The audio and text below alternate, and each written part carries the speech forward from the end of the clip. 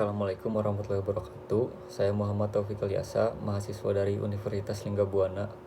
Untuk memenuhi mata kuliah manajemen kinerja dengan dosen pengampu Bapak Angga Pramadista Sudrajat, saya akan menerangkan materi yang berjudul Prinsip-prinsip Evaluasi Kinerja. Apa itu evaluasi kinerja? Evaluasi kinerja adalah proses penilaian terhadap performa kerja seorang karyawan. Fungsinya bukan hanya untuk menilai, tapi juga untuk memberi umpan balik dan motivasi. Dengan evaluasi, kita membantu karyawan berkembang sekaligus mendorong kemajuan organisasi secara keseluruhan. Kenapa evaluasi kinerja itu penting?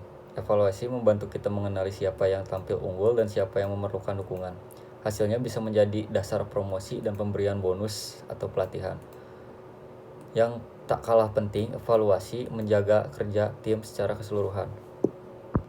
Ada beberapa prinsip di dalam evaluasi kinerja. Di antaranya ada prinsip 1, objektif.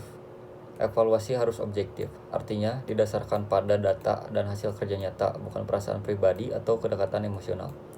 Objektivitas adalah fondasi utama agar evaluasi terasa adil dan bisa diterima semua pihak. Prinsip kedua yaitu adil dan transparan. Penilaian harus dilakukan secara adil dan transparan. Karyawan perlu tahu apa saja kriteria yang digunakan dan bagaimana proses berlangsung.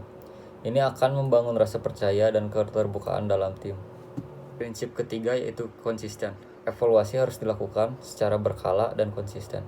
Gunakan metode yang sama untuk semua orang agar hasilnya bisa dibandingkan dengan adil. Konsistensi bisa membantu kita mengukur perkembangan karyawan dari waktu ke waktu. Prinsip keempat adalah relevan. Kriteria yang digunakan dalam penilaian harus relevan dengan tugas pekerjaan. Jangan menilai hal-hal di luar tanggung jawab utama karyawan. Fokuslah pada indikator yang benar-benar menggambarkan kinerja mereka. Prinsip yang terakhir adalah prinsip dua arah. Evaluasi kinerja sebaiknya menjadi proses dua arah, artinya bukan hanya atasan yang menilai, tetapi karyawan juga diberi ruang untuk memberi masukan. Dengan begitu, evaluasi dapat menjadi lebih dialogis dan membangun. Ada juga tips agar evaluasi lebih efektif. Gunakan alat bantu seperti formulir penilaian agar prosesnya lebih sistematis. Jaga komunikasi yang positif selama evaluasi berlangsung. Fokuslah pada solusi bukan hanya kritik, dan jangan lupa apresiasi keberhasilan sekecil apapun. Jadi kesimpulannya, evaluasi kinerja bukanlah alat penghukuman, tetapi sarana untuk mengembangkan potensi karyawan dan organisasi.